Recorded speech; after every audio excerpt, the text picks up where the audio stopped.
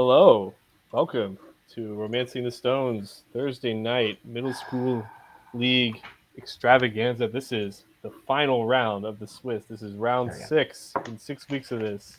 I'm Ty Thomas and I'm All here right, I'm with just going to give it a few Lorian. more How's it going, shuffles. Lorian?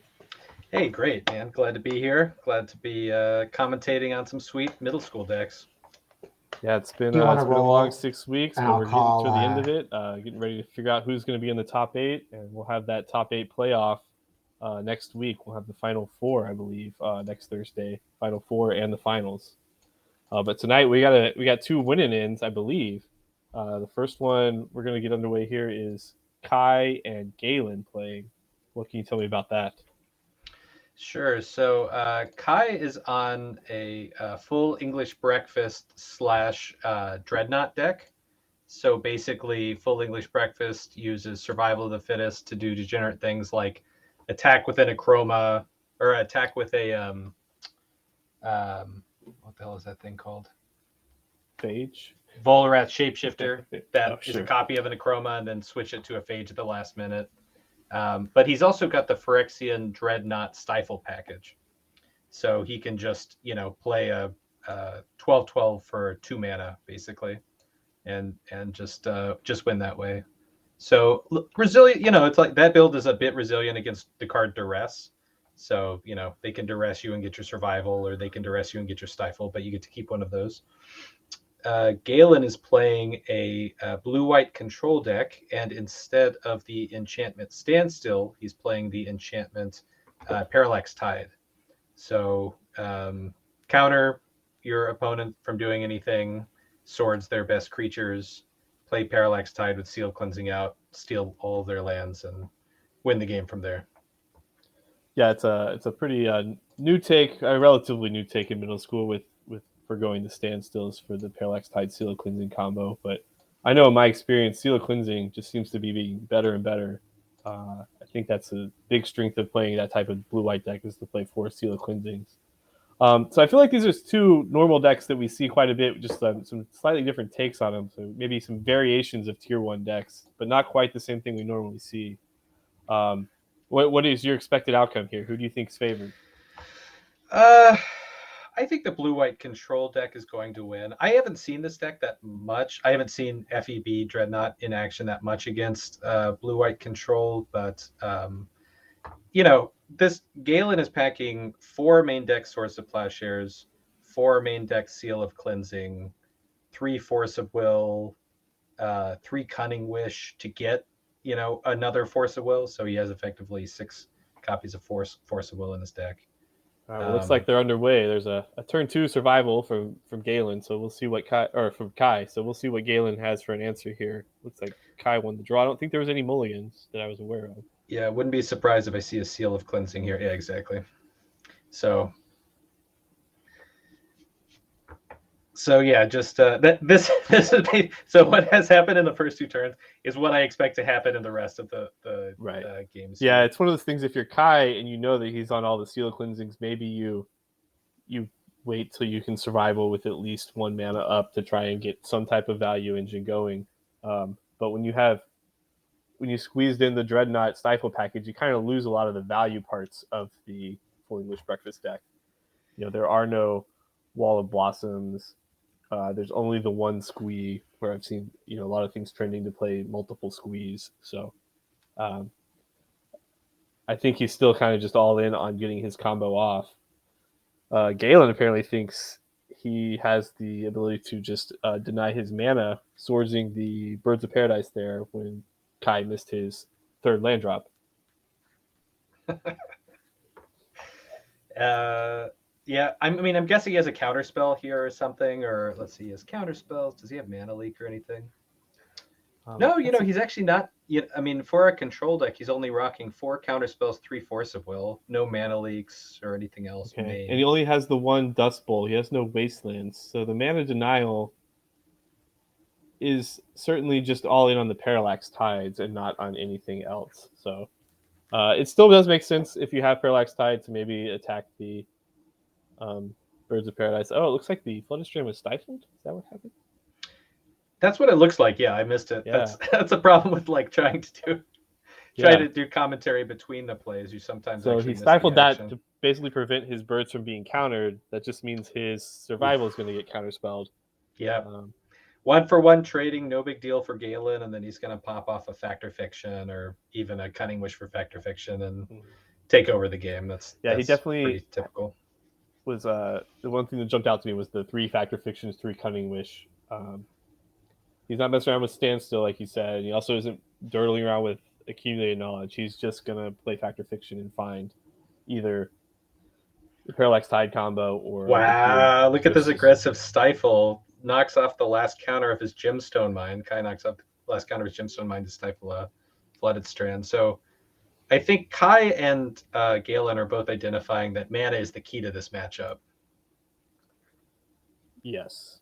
It does seem to be keeping Galen off of 4 mana for Parallax Tide is going to be important, and then keeping Kai off of double blue or to cast Volrath Shapeshifter is also important.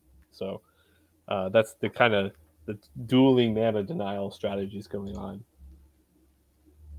Spike Feeder, I think it might still be on the stack, but we will see if it resolves, and it may start getting in for some damage. Because right now the life total is just 2 fetch lands that both were stifled. It's the only life total changes from Galen, so he's at 18, Kai's at 20. Yeah. So there's a question in the chat about whether Galen is on Standstill. I do not see a single copy of it in his 75. Looks like he's rocking Parallax Tide instead. So Yeah. it's basically to the commenters. It's basically Standstill. It's basically Standstill without Standstill, but it's that same deck, that same idea. Yeah, it's got some interesting mana base, I would say. He's got a Forbidding Watchtower and no Fairy Conclave, and he's also playing 3 Lonely Sandbar. So I don't know if that's, he's not trying to draw as much land as possible, but at the same time, he has 3 Decree of Justice. So I don't know. He still has the 4 Mistress Factories, which, obviously a great card on defense and offense, but only the 4 factories, the 1 Watchtower, and the 3 Decree of Justice as far as win conditions, unless there's something he can Cunning Wish for that I'm missing. I don't see anything, so. You can see there he played a Lonely Sandbar tapped as his 4th land. He really wants to get to 4 mana, but I don't know if he's interested in getting to 5 or 6 mana that critically. A hard cast Squee. Yeah, so I mean, that's what happens with these awkward survival of the fittest decks. You counter survival and they've got kind of junk in their hands. So Kai recognizes, I'm just going to have to beat down this game. Interesting. Humility actually is going to make the clock even faster here. It's going to take it from 3 damage a turn to, what is that? 5 damage a turn. Yep, because the Spike Feeder's a now 3/3, a 1/1. Yep, and the 3/3. Birds is also a 1/1. So it's still probably worth playing the Humility. It basically shuts off the entire deck, but you have to find an answer for the actual attackers. And what he's going to be looking for now is a Decree of Justice or a Mistress Factory. Yeah, only plays 1 Wrath of God main. I think this could maybe bite him. We'll see what else is in his hand. I mean, maybe he's he got is the at 11, Wrath. so it didn't significantly. He's still on he still has 3 turns after this. Yeah.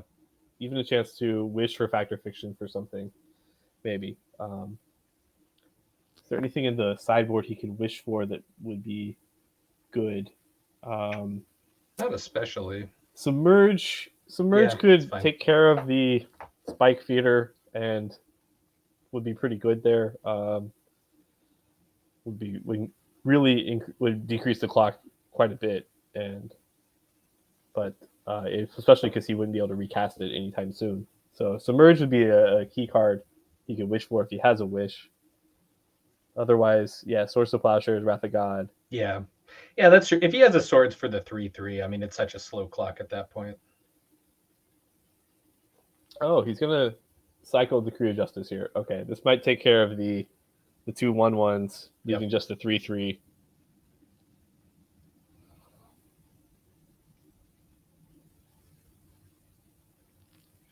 Right, and if he has the swords, which he's playing 4 of, then uh, that cleans up pretty nicely.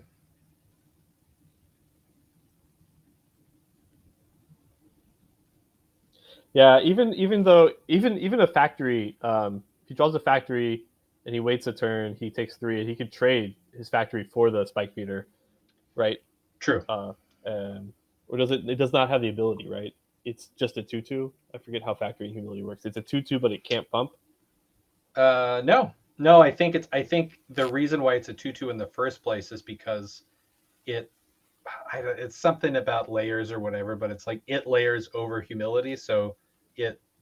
I think Yeah, is I know normal. the power toughness layer is later, but I didn't know if the ability removal layer still applied. So, because it's also like with Inkmoth Nexus, right? There's some weird things where it has infect but doesn't have infect. I don't remember now. I don't actually know. Maybe somebody in the chat knows if a Mistress Factory can pump itself under humility. I believe a non-animated factory can pump a animated factory, but I don't Yeah, know that if an makes sense. animated factory would be able to pump itself because that ability is not granted by turning the land into a creature. Gotcha. So So somebody in the chat is saying they believe Factory is a 2/2 with no abilities. That's interesting. I okay, keep learning new things about how humility interacts with other cards. see, here's a fact or fiction. Probably looking to find a source of plowshares. Yeah, or just value. I mean, he Yeah, doesn't. Galen doesn't have to do a lot here to win. yeah. A source of plowshares, cunning wish. Both of those are going to be an answer, and he's at 8, so he's got to turn. Um, oh man, and 2 impulses. So I think you kind of, as Kai. I mean, my initial thought on splitting here is to put the swords and the cunning wish in one pile. Both of them are going to answer you, and put the impulse island, but he might not know about the submerge in the sideboard, so he might think he wants this 3 damage right away. Yeah, So it looks like he's doing a 4-1 split, swords against the rest. Um, I would easily take the 4-card pile here. yeah. There's nothing I'm too scared about. Play a land, play impulse in the turn, and then untap cunning wish for submerge, and should be able to take over from there. Yeah, good point. Yeah, I would consider doing like a swords and an island versus the other 3, just because Oh, true, you're kind because of you keep the island valuing. away from the impulse, Yeah, so because he see, can't cast the like impulse this turn. Yeah. I think 4-1 is so easy, and like Mm-hmm. that's that's so rarely going to work out in your favor when you do a 4-1 split like that. When 2 of the cards are cheap card search and 1 is a literal tutor, like Yeah, it's not. and one I is a know, like land. I know the Yeah. impulse to like keep the swords away from everything, but like it's I don't know. Maybe Kai is a good follow up here that will punish that play. Yeah, I'm trying to think of what he's looking for because he had 3 mana in pass. So if he drew like a 4th land, that doesn't really unlock anything for him. Um, maybe the real card he would like to draw, I guess, would be like get to 6 lands and cast this Triskelion because that's like it's a 4/4 still. It's a four Uh, four, yeah. but I don't think he's going to have the tools here unless Is it a 4/4? Does it come in with the 3? Yes, I believe the counters are as they're not win. They're not triggers, right? They're They're not triggers, but it's as it comes into play. I right. was So the difference between as and win is as happens before it sees things on the battlefield, I believe. Yeah, but see, so this actually gets back to another an earlier conversation I was having with somebody, which is if if you have a Neshoba, a Phantom Neshoba in the graveyard, and you play a Volrath Shapeshifter, Mm-hmm. does it get the 7+1/+1 counters? No, because Villa Shapeshifter only copies when it's in play. Like it's not copied. It's not copying the card in the graveyard while it's on the stack. Yeah. All right. So Galen found the third source of plowshares. Not a big surprise there. Didn't even need the cunning wish, so Yep. he's going to keep that submerge as a hidden surprise for the next game. Here's a Parallax Tide. Um, I don't even know if I would have played it here because he's just been passing with 3 mana. maybe it's maybe it's fine to play it, but This seems I like don't overly think. aggressive. I'm not sure. Like, if you want to Yeah, get his lands, wait to get a Seal of Cleansing. Like right. what is Kai gonna do with 3 mana that's gonna be game breaking? Yeah, Humility's out. yeah. He can play like a birds and a Llanowar elves. So the only cards he can really play that can attack. Um, I guess a wall of roots could also attack. Yeah. Uh, Maybe Galen has a second Tide in maybe he doesn't. hand. Maybe he doesn't really know that like the humility. The humility is enough. Like I'm looking at Kai's list, and he has no way to remove the humility in game one, and he has no way to. It looks like we've lost the life total for Kai. All we have is Galen, but I don't think it's going to matter. I think this game is over. We just got to kind of go through the motions, let Galen accumulate an excessive amount of card advantage with his Factor Fiction and Cunning Wish for Factor Fiction, probably, and let him find another Decree of Justice or a couple of Mistress Factories to put the game away. So you want to look at the sideboard? I don't really want to get us ahead of ourselves, but we can save some time here. We can see. Even though they're not going to game two, let's go to game two, right? Yeah, let's talk about it at least. Sure. We've seen this play out. We've seen enough of these leagues. We've seen enough of this. Like when the blue-white deck gets humility out against these survival decks, and the survival deck has an empty board. I've not seen the survival deck win. I have seen the survival deck win when it already had a bunch of creatures in play, and the humility deck couldn't remove them all. But at this point, I don't think it's going to happen. There's a factory for Galen, so I think the problem with turn clock with this style of combo deck is that there's no real card advantage. Like the only card advantage you really have is with Squee once Squee gets going with survival. But survival's not going to stick around long enough for you to get that card advantage. So you're trading 1-for-1 with your blue-white opponent who is just going ham on card advantage. And it's just like you kind of have to play the role of the like you can disrupt them maybe. Like it's almost like this kind of the blue-white deck has to like mulligan to 6 or 5, and then you've got a better shot, and you might be able to like sneak one in playing the tempo game. But like in the long game, it's got to favor blue-white control 80-90% of the time. I think blue-white being so much favored against the Stifle Dreadnought part of the deck, and then also I feel like that's like against the normal Stifle Knot decks, the blue-white deck is very much favored, and then against the survival decks, the Full English Breakfast style, I think the blue-white deck is also fairly favored, and then just kind of you're combining those two. You're not getting. Say that again.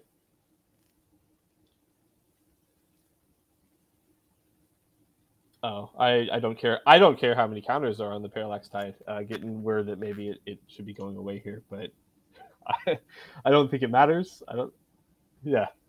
I don't think it really matters how many counters are on this Tide. There might be some questions here about it, but he did find his Stifle.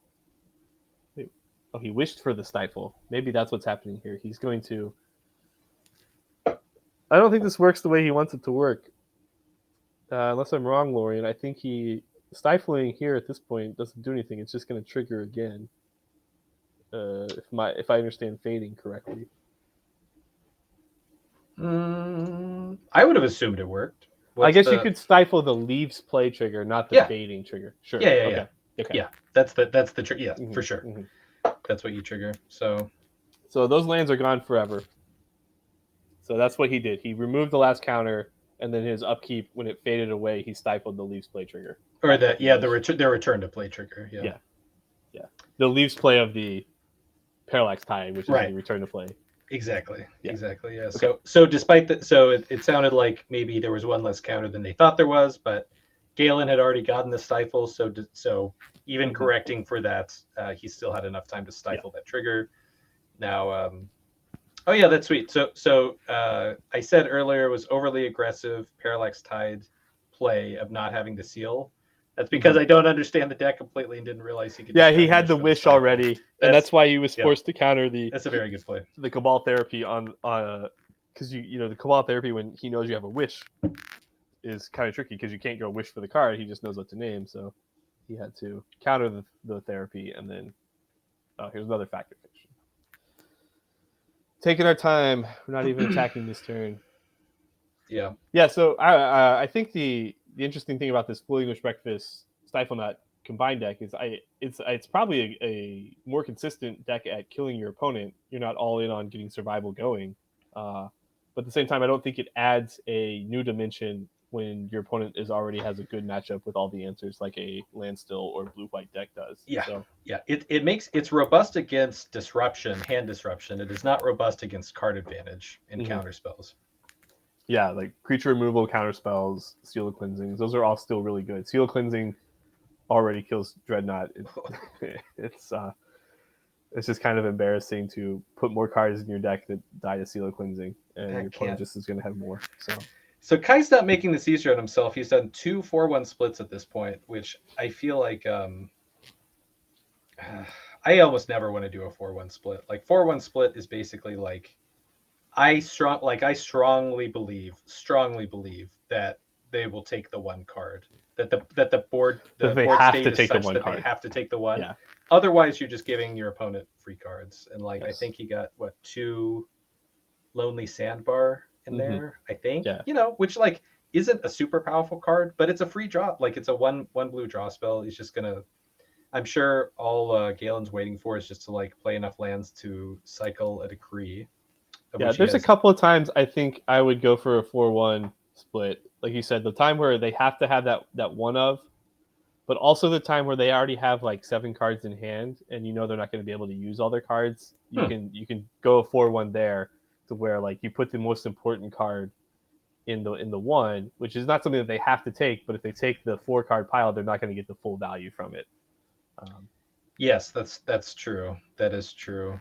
Yeah. So that would be in an instance where they're factor fixing on their own turn. Yeah, or sometimes it's they might have only lands. 4 mana. If they only have 4 mana, yeah, and it's sometimes against a Sagatog deck, they'll do that. They'll just they don't have the Sog yet. They'll cast Factor Fiction on turn 4, and you can okay, well I'll just play Drago for a couple turns and let you discard down the hand size. I'll put a Psychotog against 4 cards, and they have to decide, do they want 4 cards or do they want Psychotog? Yeah. And then they don't have to take the Psychotog there. Whereas sometimes, against the blue-white deck, they have to take Humility, they have to take Wrath of God, or whatever.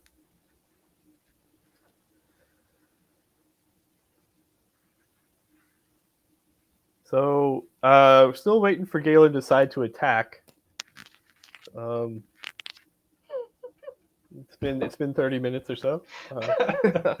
It hasn't been 30. We got a late start, but yeah. See, we don't have all night. I don't know. Yeah, I don't know if this is typical of the blue, but I don't ever get to this point.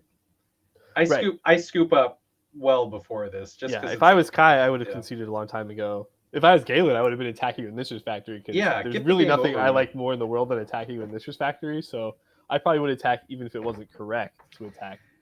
And it could be that Galen's just a sadist and he wants to drag this out, as long as possible. And he's like, why lose to there's a lot to be said 0.001% chance of losing when I can just keep drawing cards. There's a lot to be said for, this is your time on camera. You kind of want to savor it. Make sure you get enough minutes on stream so that people know you were here. Sometimes you show up on camera and you lose really fast and people are like, oh, I didn't even get to see you on stream. Yep. So I imagine that he's probably just trying to really cover all his bases, and then it's just playing. I don't think. I don't think Mishra's Factory is really his primary win condition. I think he's just trying to find a decree of justice and then go from there. In his mind, he doesn't realize. He might not realize the game's locked up, or he does. Now that he's wished for Force of Will, I think he knows it's locked up. So maybe we'll see some attacks with factories because the good thing about Force of Will is you don't have to keep mana up. Right. The card that he could be scared of is Naturalize, which he could, imagine that Kai is playing a couple copies of. Typically, Full English Breakfast is not in the main. Right. That's usually a sideboard card. Usually they'll play something like Monk Realist, or maybe even Nantuko Vigilante, or Uktabi Orangutan, which only hits artifacts. Right. Yeah, know a card that might be good now. It seems like middle school is really getting into a place where there's a lot of enchantment.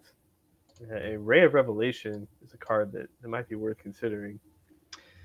Yeah, I am. Let's see. So my league, I played kind of an enchantment heavy combo deck and had a Ray of Revelation against Blue White Standstill. So Okay. two of my losses were to Galen's Blue White deck, and then the last round to Blue White Standstill. And Ray was very good in Yeah, that matchup. Ray seems really good against Galen's list, where he doesn't have the standstills, which obviously don't work. Which like Ray of Revelation doesn't work against standstill, but it does work against Parallax Tide, and it can also work against Seal of Cleansing. If you have your own stuff you want to protect, you can kind of force the issue first. Wow, Kai is fighting the good. I mean, you gotta I gotta respect him. Just like Yeah. casting. I like. What is his follow up here? Does he have another? Does he have I think he's trying to get more information, really. Yeah, that's true. Yeah, more information for the next game. Yeah. Galen's decided to attack with one factory and pump it twice. So that's 4 a turn. Maybe he'll attack for 6 here. That's like a 3-turn clock if he attacks for 6 on the next 3 turns. Yeah, and maybe Galen just doesn't have a lot in hand. Let's see. Oh, interesting. He's going to hard cast the Force of Will. He's got something tasty in his hand, maybe multiple copies of something that he doesn't want Kai to know about.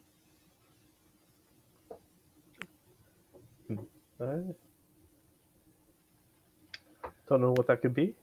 Yeah, like I mean, he's seen all like the cards 2 Parallax Tide or something. Yeah, he hasn't seen the Wrath of God, and I think that's the only card he hasn't seen. So yeah. I guess the Forbidding Watchtower and the Dust Bowl, but or a Fact or Fiction or something.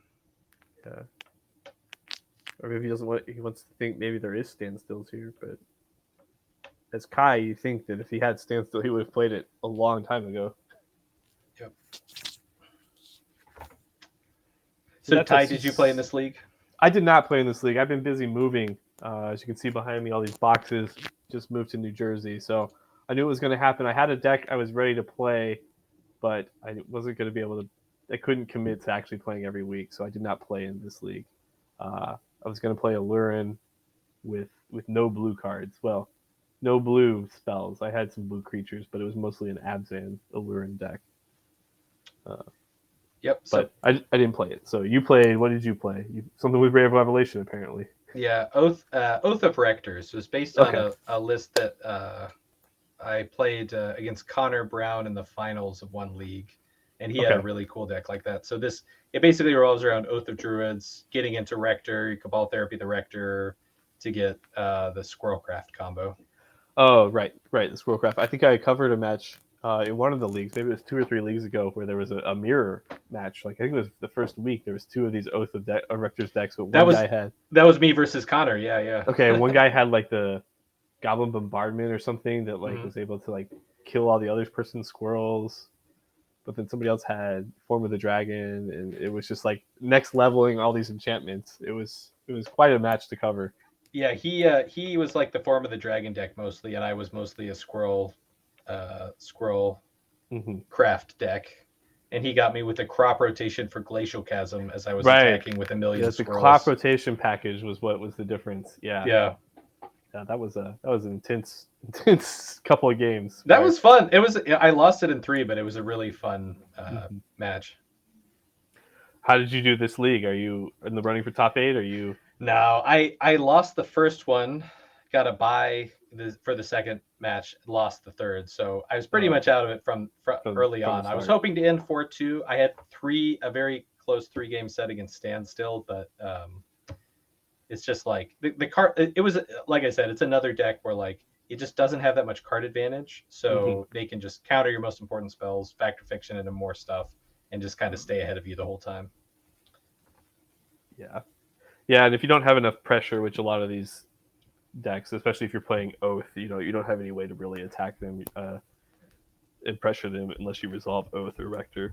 Yeah, the way I won the game that I did was I got a Rector to resolve, and then I got a Necro, and I just filled up my hand, and so he was still countering my stuff, but he just couldn't counter all of the spells, and he couldn't put pressure fast enough. I got under solitary confinement, so okay. But it was lucky. It doesn't happen that often. Yeah. So I think this is the third resolved factor fiction. Here's a replenish just for the rub-ins. Huh. That Uh, wasn't in the list I saw. So I wonder if that's a late change he made to his deck. It's certainly a reasonable card to include in the deck when you have Parallax Tide and Seal Cleansing. yeah, Um, you're right. It's not in the 75. It's not even in the 75. I was yeah, it's thinking not a maybe the sideboard card either. Which, yeah. yeah, maybe that's instead of the Wrath of God. I'm trying to think what he would have cut for it, but it's okay. We'll see if he keeps it in or not. I don't know if you need a replenish against a survival deck. Something probably more for like a blue-white mirror or somebody that's going to be attacking your enchantments. So Yeah, I wonder if it's worth asking him about that just to see like maybe you should. yeah, I think when they submit the final pictures for the league, it'll probably be the correct list. But so sideboards here. Finally, we made it. Sideboard time. Galen has Annul, 2 Stifle, Hydroblast, COP Red, Disenchant, Factor Fiction, Force of Will, Mana Short, 2 Wrath of God, Humility, Parallax Tide, Phyrexian Furnace, and Submerge. So a lot of things he can wish for that I don't think he wants to cut down on. I think he's going to leave at least 1 Stifle in the board and 1 Factor Fiction and probably the 1 Force of Will on the board. I can see him bringing in the Wrath of Gods, the extra Humility, maybe the other Parallax Tide, but I don't know. I think that's probably it. Actually, I would probably just expect to see him bring in 2 Wrath of Gods and a Humility, and cut some number of. That's a good question. I don't know Yeah, what he what would would he cut. cut? I might consider cutting Parallax Tides. I don't think you need that against this particular version of the deck. I think you can go just all in on Humility, Wrath of God, and win that way. So I would cut 3 Yeah, Parallax Tide for those 3 enchantments, or I those Humility and 2 Wrath of Gods for I 3 Parallax wonder. Tides. I wonder because I mean, think about Galen was playing very conservatively, Mm-hmm. and he's obviously done well this league playing that way. So I wonder if he would be willing to get rid of his parallax tides because I mean, it's kind of like a security blanket a little bit, like you as a control player, you can have all this stuff in hand, but you just get an extra layer of defense by just removing all of your opponent's lands. And Yeah. so if he feels like he wants that, like he wants to play so conservatively that he just doesn't want to end the game until his opponent doesn't have lands, he might want to keep them in, and he might shave an impulse here, or Mm-hmm. I don't know, maybe shave 1 parallax tide or something. Yeah. Yeah, I can see maybe shaving a Parallax Tide, maybe like 1 Decree of Justice and 1 Impulse or something to fit in those 3 cards. But I definitely think you want the Humility and the 2 Wrath of Gods. I don't think you want anything else. You could maybe you're not going to put the Stifle main deck if you're cutting some number of Parallax Tides. Yeah, But also, I think there's not a lot of lands that he's worried about from the Fooling Spectre deck. They don't play a Treetop Village. They don't play even like a Wasteland or a Mistress Factory or something that could present problems to yourself. It's really just like a pretty questionable 4-color mana base that Parallax Tide is really good against. But I think you could ignore that part of your deck and just focus on killing all the creatures. yeah, right. Focus on the enchantments and the creatures and not worry Mm-hmm. about the lands. I agree. I think that's reasonable. Okay. From So then from yeah, go ahead. Oh yeah, so for Kaizen, he's got some one-off creatures for survival. I think the things he's most likely to bring in are the 2 duress. He could bring in Engineered Plague against Soldier. I don't necessarily love that, but there could be, if he felt like there was a lot of fat to trim in his deck, he could bring those in. Mm-hmm. 2 Naturalized, though, are great. So 2 Naturalized, 2 Duress for sure. Maybe 2 Engineered Plague if he thinks there's 2 things worth cutting. Yes. Oh, and a Xantid Swarm. Xantid Swarm is totally reasonable. The Xantid Swarm seems reasonable. I like bringing in at least 1 Engineered Plague against standstill decks if you have it, and sometimes you might not be able. You might have the card advantage to support it. I know in a couple leagues ago when Andrew won the league with his Esper Psychotog Tax Rack deck, and he had those Engineered Plagues, and he was able to bring an Engineered Plague against standstill because he had Scroll Rack to get rid of it if it wasn't good. So maybe not here. Maybe you can't do it here, but I think it's worth playing. I think the rest and Naturalize you have to play, and maybe you don't play as many. Well, I don't know what you would cut. Maybe you try and cut some of the Dreadnought Stifle plan. I was wondering about that. Like, on the one hand, Stifle Nut can quickly steal a game. But the great thing about a dedicated Stifle Nut deck is that it has a lot of disruption. It has like Right. duress and counterspell and daze and force. So it's got all these ways to protect it. When you're just like hoping that turn one duress, turn two Stifle Nut is about the best that this deck can do. Mm-hmm. There's still a lot of things that could still be in the blue white players' hands. They could draw a Seal of Cleansing. Like it's not. Yeah, they have basically 11 answers for Stifle Dreadnought turn 2 Yeah. without a duress. So they have, 3 Force of Wills, 4 Swords of Plowshares, 4 Seal of Cleansing. So you have to be able to at least answer one of those, and they might have a second one. So you kind of hope it's in the right order, and you have to draw those in your cards in the right order. So, if you're bringing in duress, maybe you're hoping to more likely draw those types of disruption plus Stifle Dreadnought and kill them fast. I think if you're doing that, you're gonna have to cut a lot of your mana creatures. So maybe some number of maybe your Later Elves, your Wall of Roots, maybe the Triskelion combo. Yeah, right. What are the odds that the game state? It just seems so unlikely. Like that the game state is such that you're going to get your Triskelion combo off. There's just blue white control has so many answers to that. Yeah. I've seen a question in chat. Somebody asked if those are all my Magic cards in the boxes. No, most of these boxes are not. Though if you do see in the back under those books, there's a stack of Magic cards. Those are some Magic cards, and there's mostly some in the closet. So I posted in the Discord. I think it was 13 of the small size U-Haul boxes was what it took to fit all of my Magic cards in for my move. So amazing. It's a lot of cards. Another question about is Tide or Standstill better in a meta, or Standstill is tier 0? Somebody answered Tide for sure. I agree. I think that's why Tide. So my understanding is that this Tide deck came from pre-modern, where there's like a lot more players and there's a lot more like brewing. So there's a lot of brewing in middle school. That's like, what's a fun deck that I want to brew and I want to play? Mm-hmm. Whereas I think there's plenty of that in pre-modern, but there's also like what can I brew to beat the meta? And I believe that's where Tide came from, was like, how can I play the better blue-white deck? Well, it's also something that is a lot more effective in pre-modern because you don't have to worry about force of will. And so against any deck, really, cutting off their mana means you're cutting them off of relevant spells. And so if they have no lands, you're free to cast whatever. Whereas in middle school, you might be able to take all their lands, but they still can force of will your Fact or Fiction or your whatever it is you're going to follow up with after you kill all their lands. So it's not actually a game over like it is in pre-modern. So I think it's still a good card and it's a good combo to have. And I think that Galen's list, where he only has 3 Parallax Tides, is reasonable. He's not all in on the 4, but I guess he does have the replenish. It's a weird dance where if people are playing Force of Will, it's not quite as good. But against the non-Force of Will decks, it's obviously very good. But the middle school non-Force of Will decks are tuned to be a lot faster, I think, than the pre-modern decks. Yeah. All right. So game 2, turn 1, Forests into Birds of Paradise for Kai.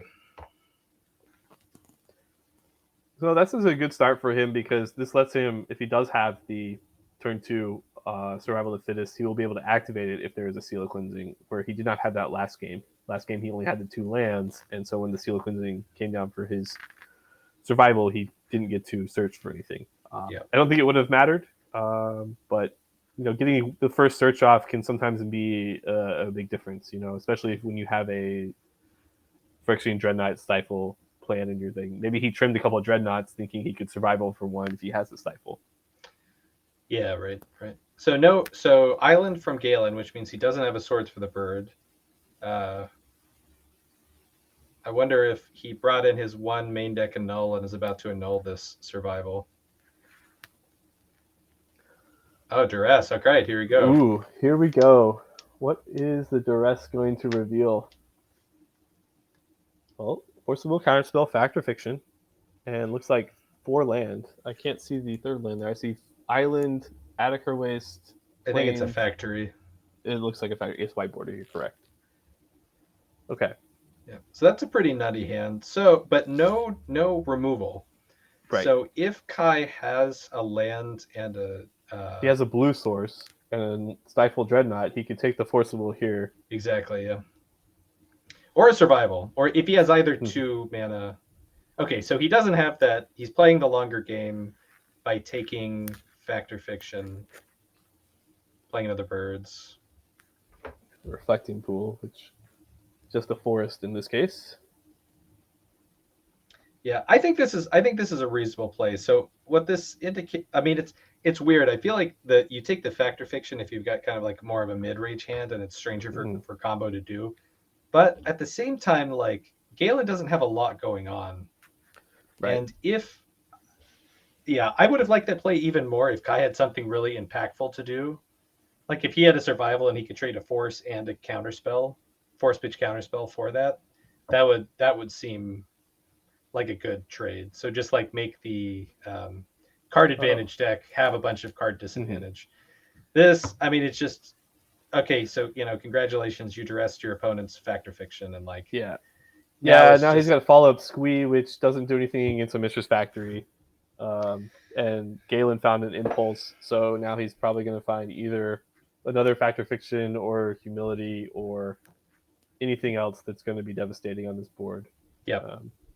It kind of feels like the game is already over. Like, not having a survival or a really fast Dreadnought. Maybe he has the Dreadnought. He's just waiting for Stifle. Or even like a shapeshifter. Like playing a shapeshifter would have been great, because like, I mean, it probably just would have been forced or countered. But if he got a shapeshifter to resolve, then like all the weird junk he draws, he can just discard it and attack. But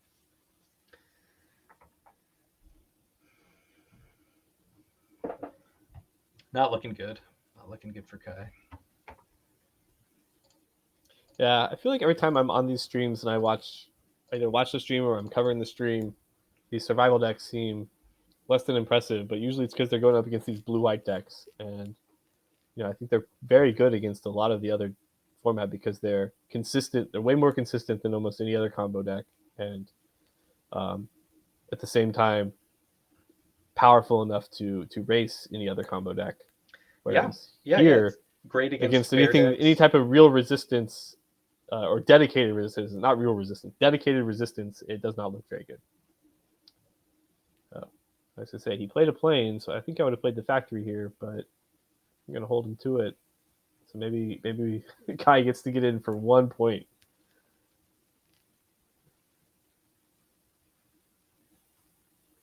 Oh, drawing a bunch of Birds of Paradise isn't what you want. And I'm actually surprised he's casting the birds here.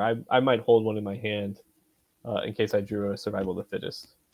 Yeah, he might be holding some goofy creature in his hand, or like, I mean, he literally might be trying to ramp into playing the creature that he has in his hand, which it could be a Triskelion. Or you come out, or even land Phage would be would put Galen under the test. Like, are you going to counterspell a Phage? Like, you kind of have to. Yeah, unless you have a swords, and then it's a little embarrassing. Phage does cost 7, right? I'm not wrong there. I'm not sure. It costs a lot. Haven't seen it hard cast many times. I feel like I've seen a Chroma's cast more often. Yeah, I know the Hypnox I think costs 9. So I don't think that's going to be the surprise play here. But knowing he has Counterspell and Force of Will, you're probably not expecting any of these 6 or 7 mana Haymakers to resolve. I guess a Chroma costs 8. Yeah, none of these. What does Phyrexian Devourer cost? Does that also cost 6? 6, yeah. Devourer costs 6. Yeah, Devourer can be a good beater. Like, you can get unlucky, but if you could get it to be a 4/4 or 5/5, that's a short clock. Ah, man.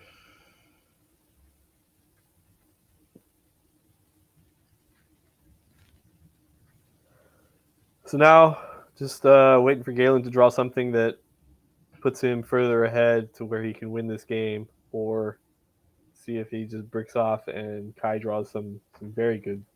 Kai's going to draw like 5 or 6 cards that matter in a row, while Galen draws nothing.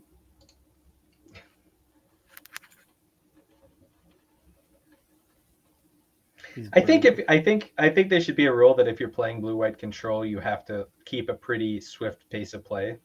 Like I Yeah, understand there's some decisions to make, but you gotta keep it going. Like yeah, you're playing a slow control deck. That's fine. Anybody can play what they want, but yeah. like you You know, we've gotta got a second match tonight. You know, yeah maybe we should send the referee in there, tell him it's over, guys. We're calling it. yeah TKO, TKO TKO. TKO. Yep. We got to get to the next fight. There's a question in chat though. It's an interesting question. Is there any combo deck that's actually good against blue white? Maybe Enchantress. Yeah, Um, I think so. I I think think so. Enchantress is very good. I played Enchantress last league to a top 4 or top 8, sorry, and I beat a blue white deck along the way. Um, What'd you lose to in the top 8? I lost to Replenish. My version was playing 8 enchant lands, and it turns out Parallax Tide is really good against Fertile Ground and Wild Growth. Though Yeah. if I had been on the play, I think I would have won at least one of the games. So, um, you know, it happens. Like I built my deck to beat. I usually build my decks that I usually play decks that I think have a good matchup against blue white or standstill, and then I end up never playing against it in the leagues and not doing well. But that time, I my deck was good enough to beat the other decks and still beat the blue white deck when I faced it, except when they were on Parallax Tide and Replenish. But it was a dedicated Replenish Opalescence Parallax Wave deck that he already has the Seal of Cleansing, which is good against Enchantress. But against this type of blue white deck, I think Enchantress is very, very favored. Um, Oh, the Wrath of God, the 4-for-1. So I kind of wonder if Kai was playing all those birds because he was scared of getting locked out with Parallax Tide. mm, So that, so he's like trying to get, but then he's weak to oh Wrath no, of he God. dropped the squee. Yeah, and maybe he's hoping like if you put him in play, he can't play Humility. He's still Yeah, right. taking a lot of damage. But let's see if he's going to replay the squee here. Looks like it. Yep. I'm trying to think if there are any other combo decks that I would say are favored against blue white. I think if you somehow have Necropotence in your combo deck, you might be favored, but I don't know if that's. It doesn't seem like there's a lot of actual Necropotence combo decks. There's a lot of Necro value plans, but Yeah. they're not the primary part. Yeah. So in Chicago, I think Necro combo decks are a little bit more common, but like Mm-hmm. Cocoa Pebbles or all the different versions of those. But they're still weak to those are weak to disruption, and I think they're probably going to be weak to blue-white control as I well. think maybe Turboland is maybe pretty good against blue white Landstill. At least can play. I think it's not at a disadvantage in the way a lot of the other combo decks are. Oh, sure. But that's I mean, that's basically like a control deck in itself. You're talking about like Right. blue green control. Yeah. Yeah. Yeah. That seems reasonable. So, all right. Yeah. So he didn't, Galen didn't, He he did not wanted board out that, the Parallax Tides. he wanted that security blanket. So Kai now has a squee in play, and that's it. One Yeah. permanent. Let's see if he's gonna have the stifle here or the cunning wish for the stifle on the upkeep. Let's see a sword. I want to see a swords right now. Oh yeah.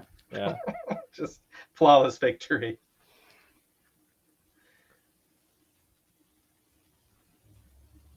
Oh, got a follow up land, or he's gonna hold off just in case.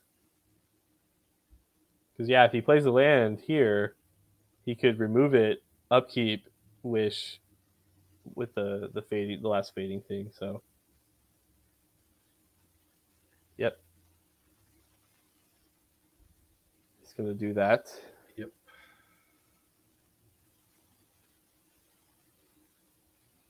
Cunning And yep, wish. Here we cunning go. wish. Scoop, Kai. Yeah, we'll see. We'll see if Scoop. Kai is gonna keep playing here. Scoop. Come on, Kai. I kind of hoping like I don't know. I feel. I mean, I would love to see Squee do 17 more points Yeah. of damage, but there's also a Mishra's Factory in play, so it It just takes seems courage actually here. impossible. I gotta say, it does like. Although I want him to scoop, it does take courage. It takes courage and grit to keep going in the face of a 99.9% loss. It's one of those things that, like, in a sanctioned event, I would have no problem with him keep playing because you never know when your opponent accumulates some warnings, or the judges get involved, or something like that. But in one of these like casual leagues, I think I would scoop here. But kudos to him. Never give up, never surrender. Llanowar Elves. Here we go. Okay. Here we go. 8-turn clock. Kai's going to turn it around. Galen's going to draw nothing, literally nothing, and he's going to be so regretful that he didn't counter that Llanowar Elf. Except what can he? What is his draws? Like literally, if he just draws islands and plains and flooded strands for the rest of the game, Kai could steal this one. I don't know, man. This Mistress Factory is still so big. Well, he doesn't seem to be using it, and he doesn't care though, because he keeps drawing stuff he needs. Like he can draw nothing but like he can draw islands, lands, counterspells, right? Like islands, plains, flooded strands, and counterspells that don't do anything. But it looks like we have a factor fiction here. Oh no, humility, which all it really does is turn off the mana on Llanowar Elves right now, but that's important. That's reasonable. It means you don't have to counter. You know, if he can't play Stifle plus or Dreadnought plus Stifle, and you won't have to counter it anyway because it would be a 1/1. So yeah, 1/1 for 1. That's value. If he just casts Dreadnought, does he get a 1/1? Yeah. Okay. Yeah. He just gets a 1/1 for 1. Okay. All right. Maybe he just plays a land and plays 2 Dreadnoughts here. Oh yeah, I would for sure. That would really increase the clock. I mean, like you got to play into Wrath. Like you just have to do it. You just have to like try to end the game in a reasonable amount of time. The only way that he's going to win this game is just, man. It's not by doing like that. This. I wonder kind of what's in Kai's hand, because he had 6 mana and 2 cards in hand and didn't cast anything, and maybe one of them was probably a land. He hasn't messed the land drop. I'm going to guess a Necroma, a Hypnox, and a Phage, because that's how these decks always happen. They just have the most rancid top decks, or like you have you have like an opening 7 that already looks like a Multa 5, because you're like, I don't want a Chrome in my opener. There's a fun comment here in chat. Oklahoma softball that outscored their opponents 500-50 in this season. Galen was winning by that much. That's good. I saw a thing about the Stanford women's golf team. They won their national championship, where they had a week where they were 50 under par, and the second place was 13 under par. So, no, it looks like he's casting a Dreadnought here. Let's see if he's going to get a 1/1. Baby, that's value. No, Metallic Sliver. I'm trying to think of any other 1/1 artifacts for 1. For 1, yeah.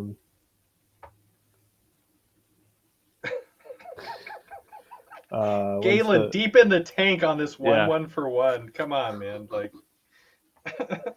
I would love to see him like Cunning Wish for disenchant on the humility right now. Yeah, right. Like, you want to sack some creatures now? Oh, okay. Decree of Justice for 3 1/1s. Wait, why is he doing that now? Shouldn't he wait for the attack? I think he passed the turn because the factory was up. Oh, the factory. Okay, you're right. And so he wasn't going to attack into the factory, and so now we make 3 1/1s and untap, and maybe we probably started attacking because we had the factory backup, or we swing with the factory or something. What you probably want to do is just play a second factory, attack with the other one, so you can pump it and get a 3 for 1 there. Yeah, or just attack all. Yep, there we go. Yep. There it is. All right, come on. It's time to attack. It's attack time. It's time to put this baby to bed.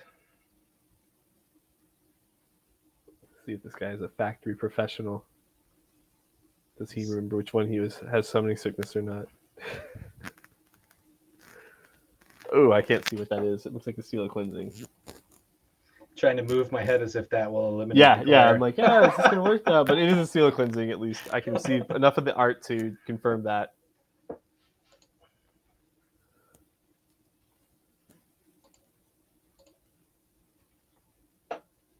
Ooh, survival.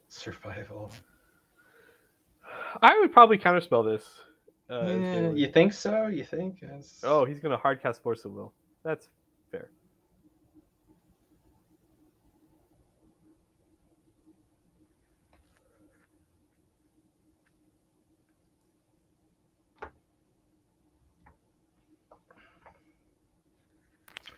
Yeah, like a naturalize would have been pretty good there if he would have like if the survival would have been the bait, Mm-hmm. and then he goes land naturalized, that would have been pretty nasty. Yeah. He still has the seal though to answer that dreadnought. So Oh, true. Yeah, yeah, that's yeah. It's just everything's covered. It's just nothing but answers all the way down.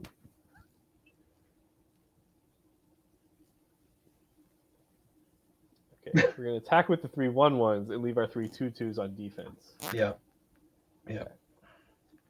Uh, yeah. I feel Six like more. Galen must have had some games where like he got a little frisky with his factories Mm-hmm. and lost another otherwise unwinnable game because he is very conservative here. I mean, Yeah. he could attack with one, and Kai can't even triple block Right. favorably because he can pump it to a. Oh no, he can't. No, he can. He can Yeah, he because could they're definitely lands. double They're pump not it to creatures. a Yeah. 4/4. Yeah. Yep. So, I think I would just let this resolve actually, but. Man, that Cabal Therapy would have been nice last turn. Mm-hmm. You could Cabal Therapy. Even then, it doesn't matter that. Or yeah, no, you could Cabal Therapy the counter spell, and then hope that they don't have a blue spell for so. True. He's gonna flash it back here. Lots of options. Yeah, flash it back with Squee. Then you get Squee back. Squeeze not under humility in the graveyard. That's true.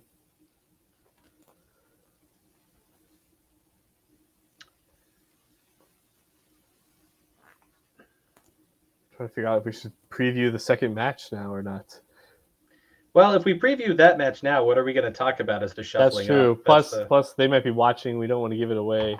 I It guess is we the just last have. week. It is the last week of the league, so in theory, people kind of know what's up, and deck lists will be pretty much public after this. There's a lot of deck lists getting posted in the Discord. You can see all the deck lists of people that have finished their rounds, sharing their decks, seeing all the results. A lot of good decks out there. I love seeing all the deck list pictures as they come in at the end of the league. I do think we have some spicy ones on deck that I'm excited to see play. Oh, this next matchup looks awesome. I'm very excited about it. I'm ready to move on. This is like the standard. This is the standard middle school matchup, and then we're gonna go see some spicy middle school matchups next. So that's so interesting. He sacrifices Dreadnought, maybe because Seal is on board, but I still feel like you're better off just sacrificing Squee because you get it back, and like who in the hell is going to counter a Squee? Yeah. Sure. Yeah, I wonder what he named.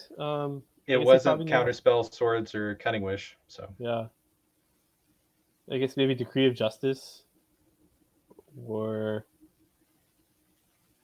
all right, so he's going to Cunning Wish here. I don't know what you Cunning Wish for. I guess Factor Fiction. I mean, given the way he's playing this game, I think you have to get Factor Fiction. Yep, it's consistent with the Yep. He doesn't want a 95% chance. Ooh, it's not even an invasion Factor Fiction either, though. I think that I don't know why he's doing this, but if it's because he wants to separate his wish Factor Fictions from his main deck ones, I think it makes sense. To remember when you're going through the D sideboard, you can see it stand out and say, "Hey, this is supposed to be my sideboard." I do get that. I think it almost makes sense in a lot of cases to play with actually like a different color sleeve if you're never planning on bringing it in. Technically, it's not allowed by the tournament rules, but I've actually done that at a tournament and just said you know what? When the judge tells me to sleeve it again, I was playing Karn the Great Creator, I guess, and I was like, I'm never gonna find Microsynth Lattice. I'm never gonna board this card in, right? Like it can be in an orange sleeve in my black deck. And if the judges want to call me on it, I'll switch then. But until then, I caught it. I got it out a few times, and my opponents were like, "Oh, you can't do that." I was like, "Okay, you want to call the judge? I'll change it, but I'm not going to change it just because you want me to." Right. I think the real one though was the liquid metal coating because that's one you get pretty frequently, and it doesn't immediately win the game. So you want the cards that you end up playing with a lot after you wish for them. You probably want in a different color. So Kai blocked with a Squee, but then he forgot to pick it up. He was it was the technically correct play because he blocked the factory, so he's only taking one taking damage from one, tapping City of Brass. Yeah. Ah, there we go. Thank you, There we Kai. go. You Thank you, fought such a Kai. hard Thank you, Galen. battle. You Good fought so games. hard. We see Galen winning here. I think that puts him into the top 8. I don't know the records on everybody. I think these both players were X and 1. Is that right? Or are they X and 2? So I think this puts Galen at 5-1 and maybe Kai at 4-2. So Kai might still have a chance at top 8. Could be completely making this up, but I do believe the winner of this should be locked for a top 8. Yes, I think a lot of 4 and 2s are going to make top 8 because it would seem like a smaller league than normal. So okay.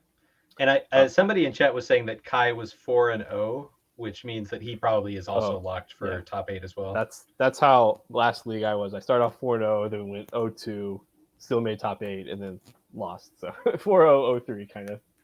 Hopefully that doesn't happen for Kai. But all right, I think we'll be back shortly with the second match. You should stay tuned. It's going to be a good one. I'm going to go grab another beer, and we'll be back soon.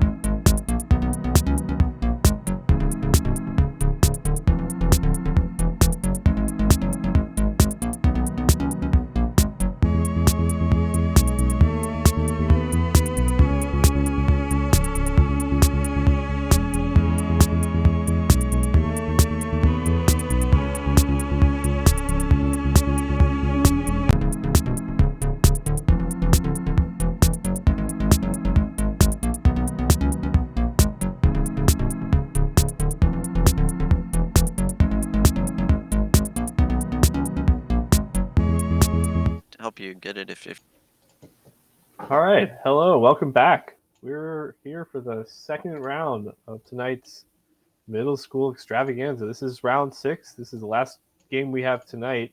Both these players, I believe, playing for a slot in the top 8 of this middle school league. I'm Ty, once again. I'm here with Lorian. How's it going, Lorian? Hello again. Got some crackers in the break. I'm less hangry than I was before. Yes. So I got a second beer. I'm refueled. I'm ready to go. Yeah. Hopefully we're not going to have somebody take forever. Well, not that it was a problem. Yeah, one of these players is playing prison, so you never know. Yes. There is a prison deck that has. It does at least have some ways that are dedicated to ending the game. So we'll see on the left. I believe is it the left guy? Where's the screen? Left no, guy on the is right. Glacier, on the right is Ryan, and he's on prison, and his got a green-white prison deck with 4 sphere resistance, 4 tangle wire, 4 winter orb, 4 black vice, and then some spicy cards like root maze, umbilicus, icy manipulator, Karn, silver golem, and enlightened tutor, and a bunch of City of Traders, Ancient Tomb, Richard and Port, Wasteland, Mishra's Factory. Some interesting choices here. All right, let me read Umbilicus because I feel like this is a card that people may not know. I think there's a lot of cards here. Umbilicus, Root Maze, these might need to be read aloud. Sure. So Umbilicus, 4 mana artifact. This is a 2 of in Ryan's deck. During each player's upkeep, that player pays 2 life or returns a permanent he or she controls to owner's hand. So you either got to pay life, you got to return something to your hand. So I guess it's good at keeping permanents off the board. And it lets you reset your tangle wires as well. Yes. Oh, yes. That is quite good. Root Maze, artifacts and lands come into play tapped. So with Winter Orb,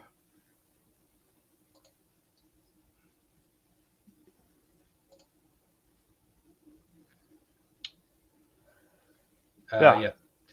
Root Maze, yeah. Things come into play tapped. Winter Orb, players can only untap 1 land. He's got the Icy there to tap the Winter Orbs, which I believe in middle school still lets you untap all your lands. The rules have changed so many times in Winter Orb. I think that's just how it works, though, right? Oh, yeah, that's just, if you check out the Gatherer wording, it's like as long as Winter Orb is untapped, it has this effect. So So anything that's like that, it's very specific now in the current, what do you call that? The Oracle text. Text, yeah. So it's very clear in the Oracle text. Like as long as this thing is untapped, it has this effect.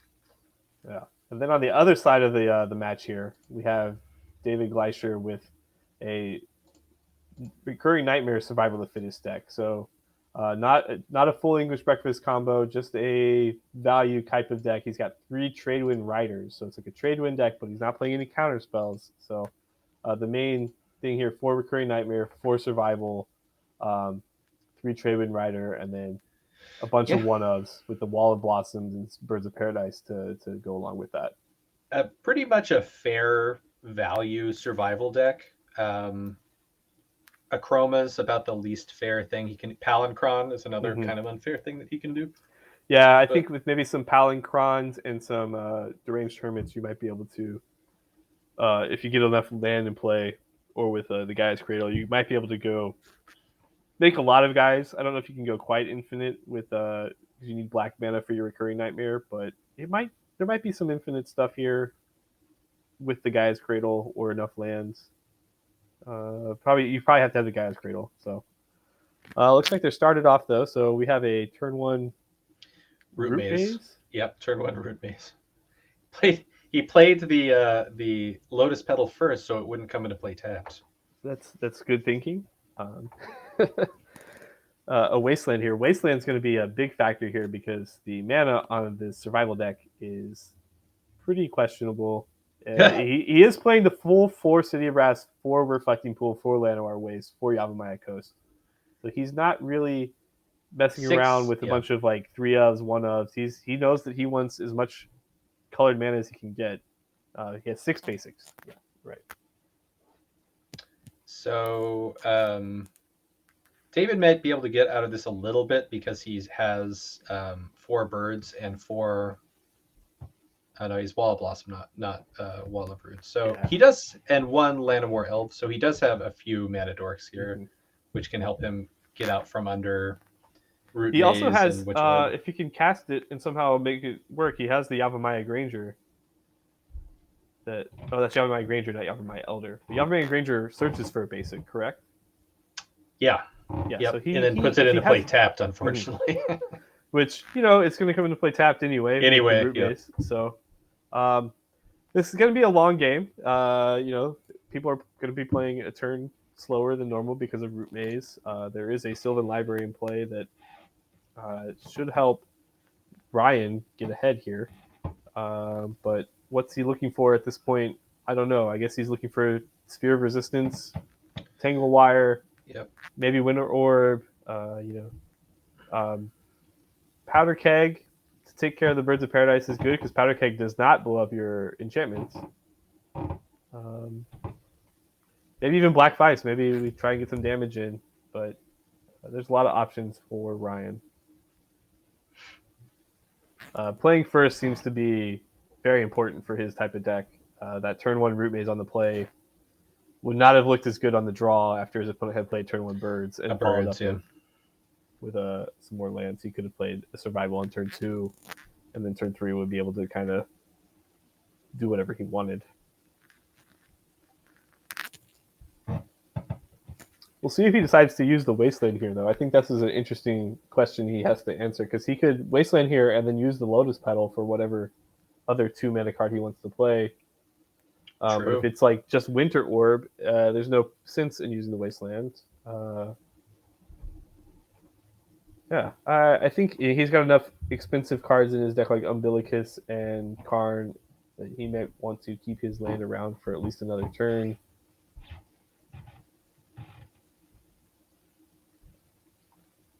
There's a lot of interesting cards in this green-white Prison deck that I'm not sure that it's optimally put together, but they do have enough synergy and are attacking the format from a way that most people aren't prepared to deal with. Yeah. What is he 4-1? 4-1, 5? I believe he's 4-1. He's at least that's what I heard last I heard he was 4-1. So I think if he wins, he'll definitely lock up his spot in the top 8. So whatever he's got going on, it's been working for him. So I think that might have something to do with his sideboard, which we'll get to after this game. But we'll get with that when we get there. Right now, he's just trying to lock the game up and find a way to win.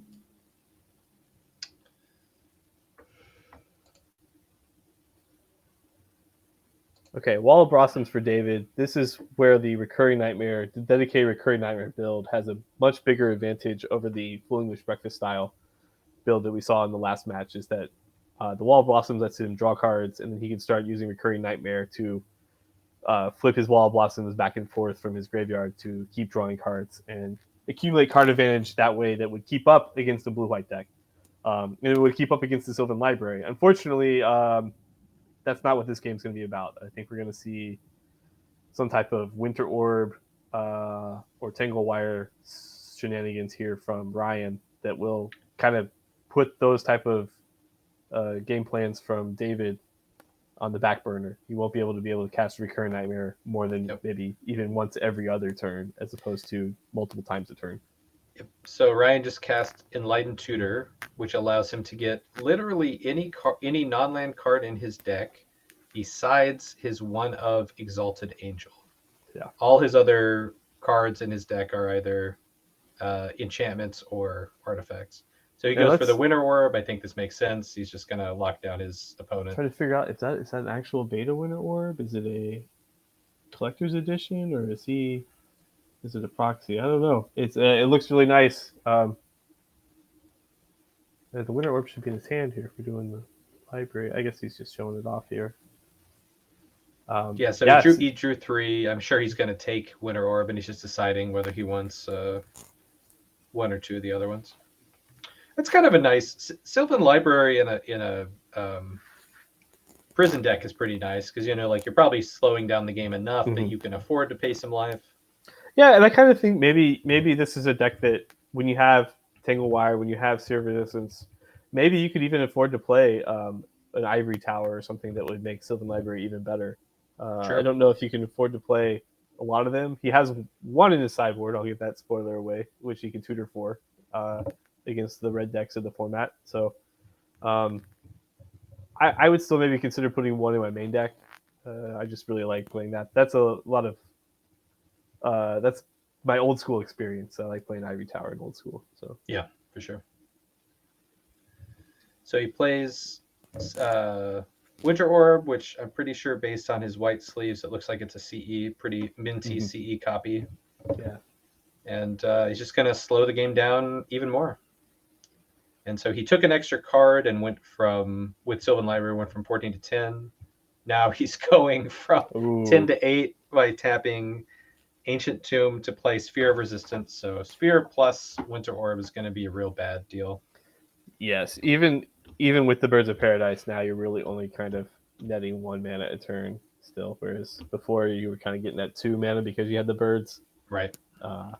This undoes that with the Sphere. So Ryan has got all kinds of ways to win from here. He's got 4 Mistress Factory. Although Mistress Factory is not great with Winter Orb. He's got Black Vice, which I'm sure David's got quite a few cards in hand at this point. Yeah, Karn, Umbilicus, I guess, could maybe do something here. Yeah, I think if you get Umbilicus out, you might be able to slowly. I think you really need Umbilicus and Tangle Wire to try and get him out of this, because he's really limited him to just playing a land every turn. But I think the main thing is going to be trying to find a Black Vice or that Karn to win this game. Or I suppose his Exalted Angel. But David drew his one of Gaia's Cradle, which is actually probably the best card he could have in this situation. Yeah, except for the Wasteland that Ryan It's just true. untapped. It's true. Ryan It's not... emphatically untaps the Wasteland, reminding everybody that he's prepared for this situation. Yeah, Gaia's Cradle is an amazing card. David, in a previous league, he played, I think it was Mono White Rebels, right, with 3 or 4 Gaia's Cradle, and it was so good there. Mm-hmm. Just because all the Rebel abilities are colorless mana, so you can just go crazy. And when you're not trying to play counter Rebels, when you're just playing the white cards, you can afford to play. You could probably play 4 Gaia's Cradles in those Rebel decks, and it's probably fine. I tried to play counter Rebels, really didn't like it. I got it just like as a casual deck, but I actually put in 3 Gaia's Cradle. Because I'm just like, you know what, this deck doesn't do that well, but I just want all of the powerful cards. And it plays Standstill as well, so Standstill, Force of Will, Gaia's Cradle. Okay. It's fine. It's inconsistent of mana sometimes, but I think one card I always liked in my Rebels decks was Thawing Glaciers, because you just always want to hit land drops, and that Thawing Glaciers kind of let you do that. And there's early on you might not be searching, but eventually you'd be searching every turn. That was back when Tiny Leaders was a format. I had a Lin Civi Tiny Leader deck that. Yes. What's the question? We have a question. Come. Hold on. They can't. We can hear them, but they can't hear us. Let me turn it up. Yeah, David, go ahead. I can hear you.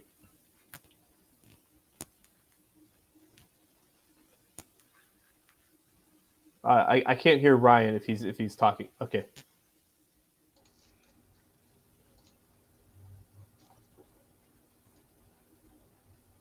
Mm-hmm.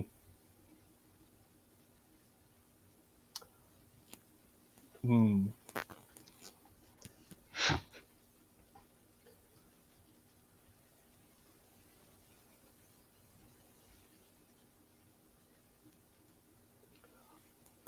So the question is, I don't know if the stream can hear what you're asking, but I'll repeat it here. So the Root Maze with the Winter Orb was missed. So the Winter Orb should have come into play tapped and let both players untap all their lands that turn.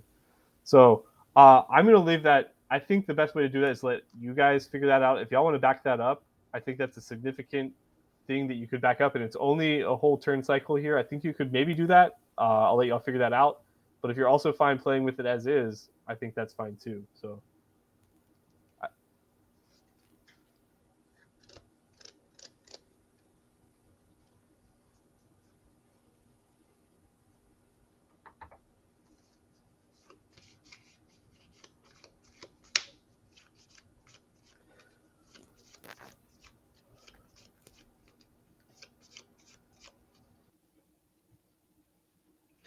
Yeah, David, how do you feel?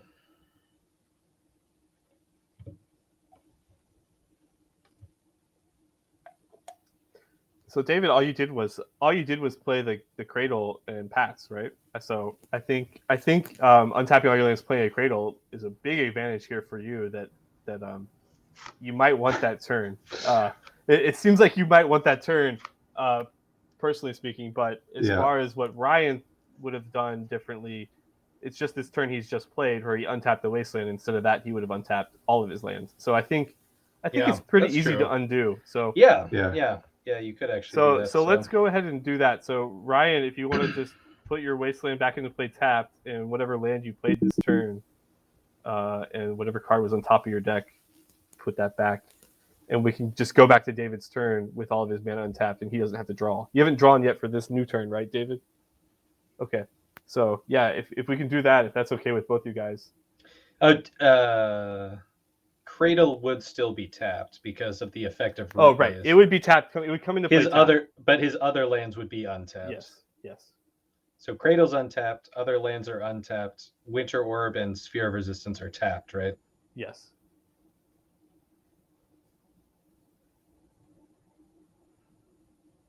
Which one did you play? The factory? Yeah, you can just put that. You can just put the factory on top of your deck, and it's basically the same thing here. And we'll just draw that, right? Because that's you know your top two cards. You can put the Wasteland is in play tapped. tapped. Yeah, those two are tapped. And then we'll go to David's turn. He'll untap his lands. He won't draw. Okay, I think we got this. Is this good with both players? Both players agree here. The sphere still is live. Yes. Yeah.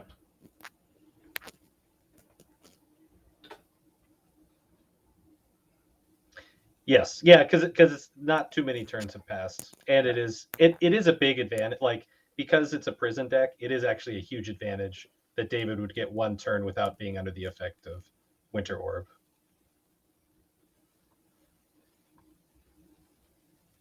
Okay. Yep. All right, y'all play on. Carry on. Good luck. And don't forget to mute in the Zoom. In Zoom, yeah. Okay, I think we got that resolved. I don't know how much of that got through on the stream, but there was an issue there with the Winter Orb not coming to play tap from the Root Maze, and so David missed basically a whole turn where he would have untapped with this 4 mana here, and so now we've rewound to this point. I think this is a fair enough resolution. It's probably not exactly what would happen in a tournament, but I think it's a good thing for this league. I think no one's really getting an advantage from this, and we're preventing the large advantage that happened from the mistake. From the missed trigger, yeah. I think that's the most important part, because like so like David getting a turn like this, like obviously Ryan might have played differently had he known that was going to happen, but having gone to the point that like he, realized that he had done that, I think it was easy enough to back up. Yeah, it was just one turn, and like I said, we still know the top 2 cards of his deck from the library, so it's not a big deal that he gets to library again.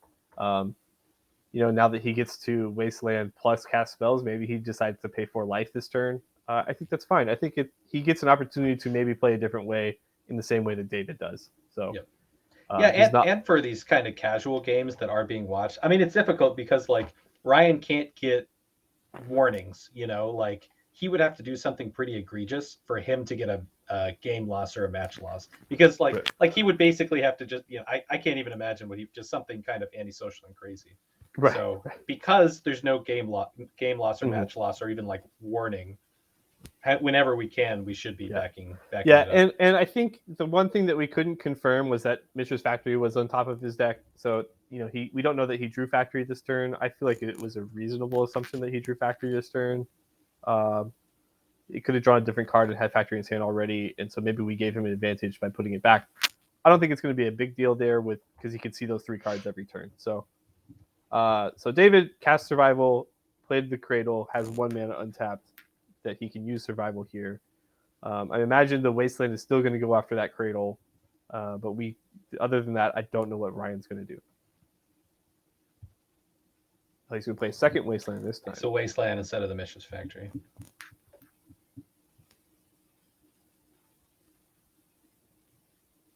Okay. I think that's clear for everybody in the chat. So I don't think there's any. I think we got it right. So, yeah, yeah. It does. It is one thing though that you're right. If Ryan had realized it when he was casting the Winter Orb and the Sphere, maybe he would have played that turn differently. But, yeah, maybe don't play the Spear. Maybe don't. But that's also something that we can't really go back and do. So. Right. And, so like as the Root Maze Winter Orb player, it's on you to like know that, and like I would assume that that's happened to him before.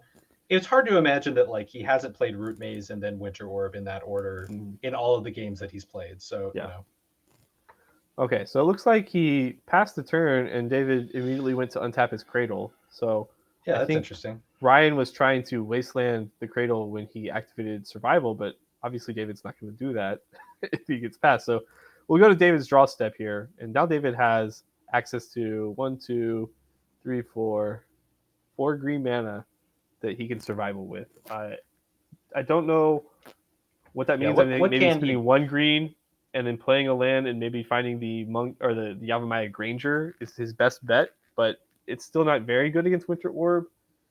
So this, man, I wish that Reclamation Sage was in this format. Yeah, because Uktabi Orangutan could work here. If he has, well, the Sphere of Resistance is still keeping him from casting that. So yeah, it's just the Sphere plus the Winter Orb is just gonna slow down what he's doing so much. So yeah, he might as well use this guy's Cradle mana now. I'm kind of surprised that Ryan didn't pop it with his Wastelands, but I can't imagine that it will that he'll be able to untap it again. I still like the way this game is going for Ryan. I don't feel like David's got enough answers that he can cheaply find and cast to get out of this type of a lock. So yeah, what is his like? What is the play here? Is it just to like play as many mana dorks, chain as many mana dorks as you can through Sphere, I could see, just to kind of get ahead? I could see like you want to find the Orangutan and then you want to play another mana dork or two.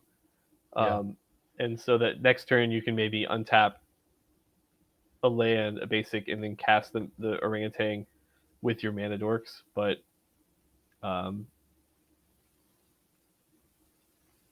well, hold on. Yeah, he's gonna catch this here. Yeah. Okay. Root Maze. Man, Root Maze, brutal card. Absolutely devastating. Yeah, I feel like David might have done something differently if he remembered the Root Maze. If he had known, same. Which same we've as just Ryan. went through a 5-minute ordeal about it, so no sympathy there for forgetting about that card. Yeah, I think this is. I kind of wonder if like this is how he picked up how Ryan picked up a lot of his wins. It's like his opponent is just like, oh, I forgot about that. Like, oh, I forgot about that. I forgot about. Okay, so he's spinning the second green he had in his pool. Discard Mesmeric Fiend. Let's see if he finds a birds. Yeah, he figured out that he needs to find Birds of Paradise. He's probably going to cast the Birds of Paradise off of his 2 mana here, and I think that's what you do, and you like hope that your opponent doesn't have Masticore or some similar. I mean, Powder Keg would be pretty devastating, if you're just like playing out a bunch of birds and then you get Powder Kegged. But like, I think that's all you can do because like you're never gonna. You just need more mana.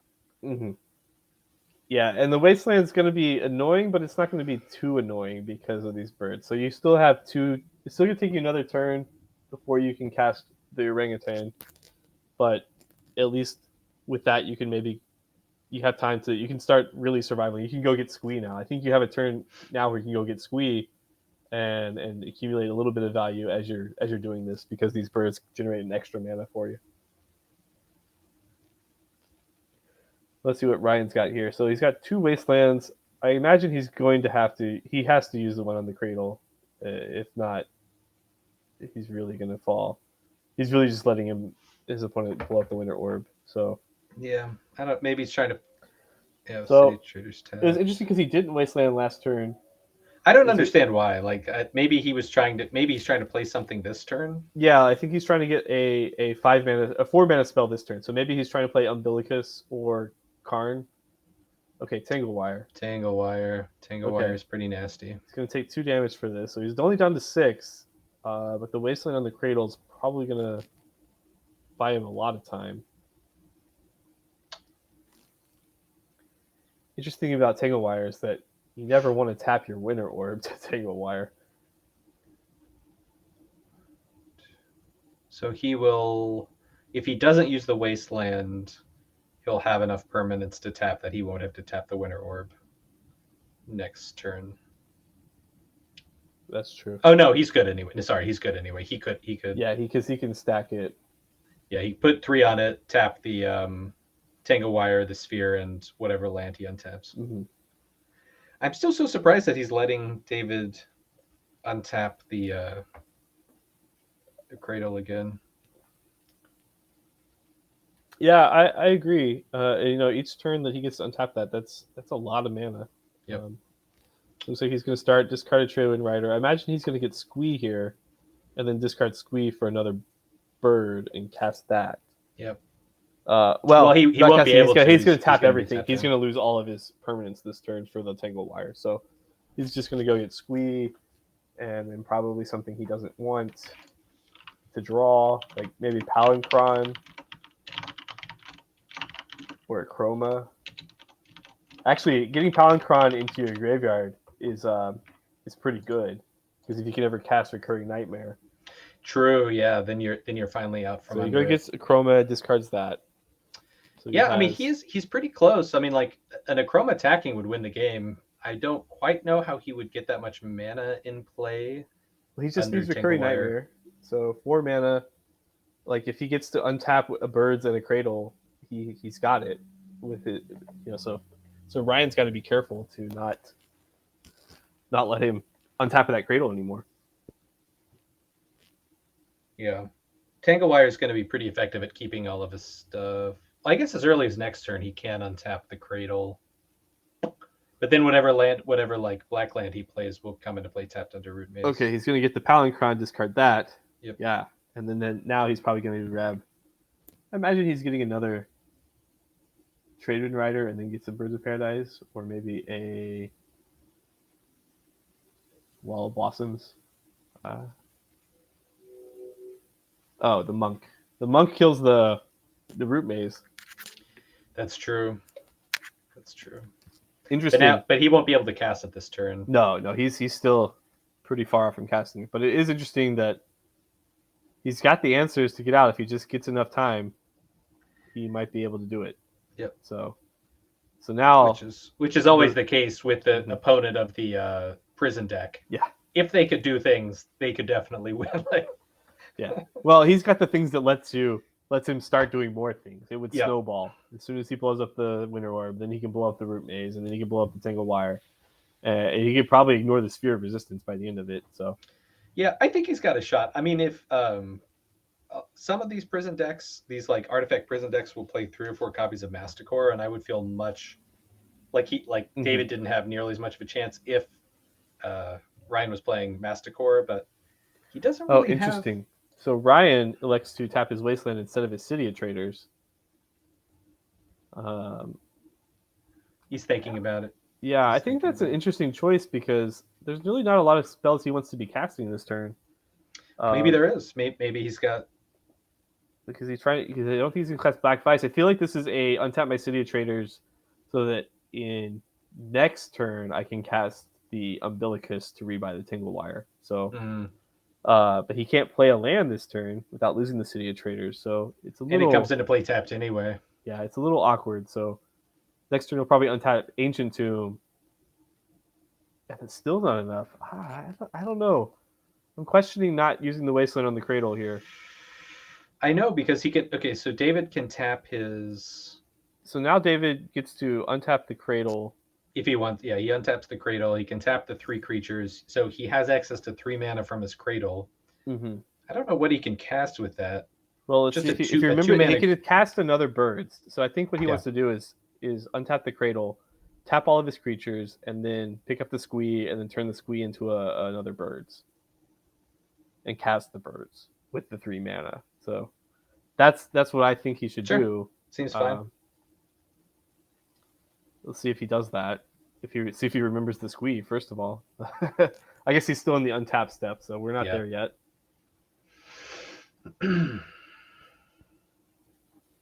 Yeah, I don't know what you untap besides Cradle. Because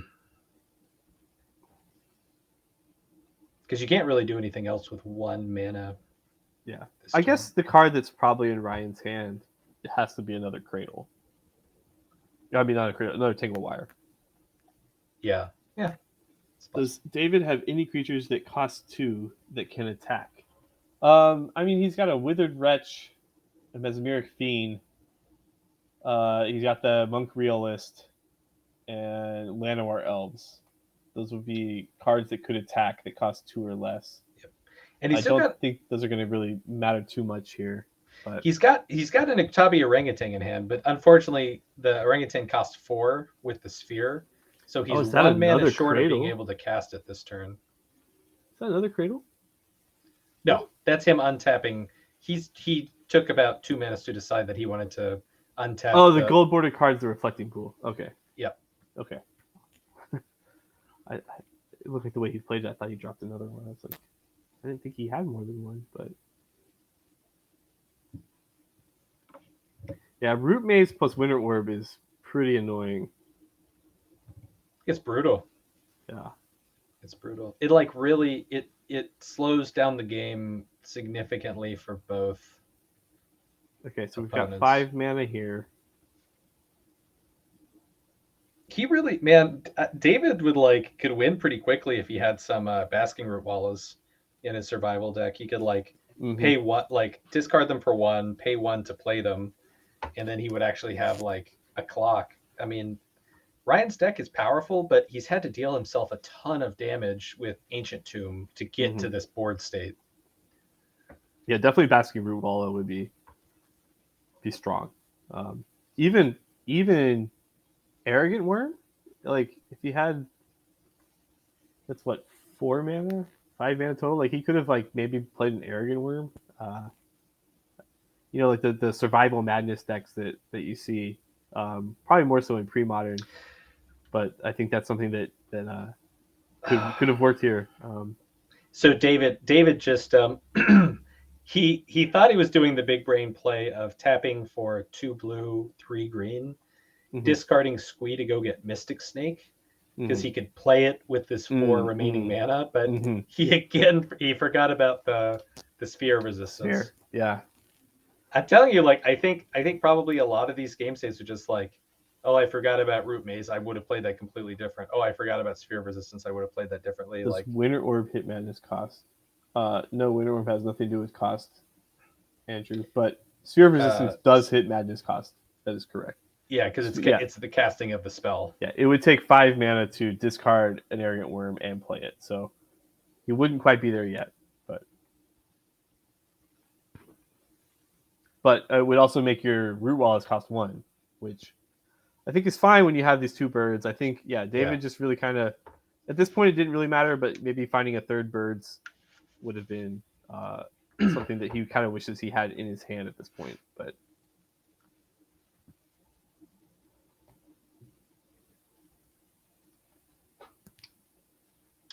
so, yeah, this I think this prison deck is so powerful that it's there's the game in which it is a prison deck and it slows down the game, but I think it's so powerful it slowed down the players as well.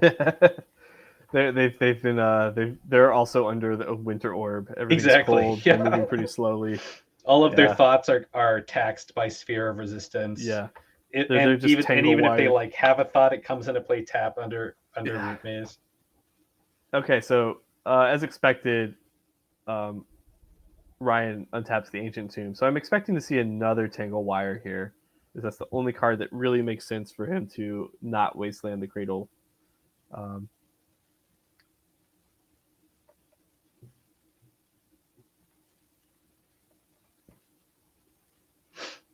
Also, like, it's so Ryan's playing like with a phone, Yeah. which it's very bold to be playing with a phone, to be cam jamming with a phone when you're playing a prison deck. Like Mm-hmm. your play area is pretty tight at this point.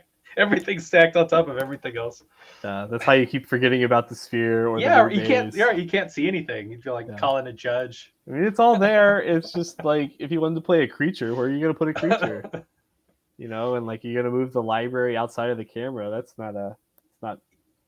Yeah, I That's think I not think something that I people think normally do. library half off camera is fine. Like you want to keep it on camera, but not Mm-hmm. if and it's really taking up like a quarter of the screen right now. You could push it out Mm-hmm. to the corner where it's like half off screen, and that would be All fine. right, let's see what happens here. Now that David has to tap two things, so he's going to tap a bird and a wall, untap the cradle, and then go to his draw step here. So now he's got 4 mana. I expect to see this orangutan here on the Winter Orb. Finally. Oh, No. oh, oh! It's Recurring Nightmare with the Acroma in the graveyard. Root Uh-oh. Maze doesn't hit Uh-oh. creatures. Let's see. Is there Game anything in Ryan's over. deck that he can do? Right. I don't think there is. What His instant only artifacts instants could he play are for 3 mana? Enlightened Tutors. Unbelievable. Like Wow. I just can't. I don't understand the thinking of letting David wasteland Yeah, not wastelanding the cradle. immediately. Yeah. It's like he did it before he rewound before we rewound, but then they rewound and he decided not to do it. Yeah. Maybe he got a little flustered on that rewind. Forgot his plan, but just wow. wasteland the mana that lets you tap for extra mana if you're playing the mana denial prison deck. Mm-hmm. Yeah, and I'm sure he had a plan of. I guess he was trying to get to maybe play the Karn or the Umbilicus in the following turn, but Root Maze seemed like it hurt. It hurt Ryan just as much as it hurt David that game, especially if he's not going to take advantage of it with his Wastelands. So yeah, like oftentimes you see Winter Orb. So it's interesting. So he's playing 4 copies Winter Orb, 4 copies Sphere Resistance, but no mana rocks.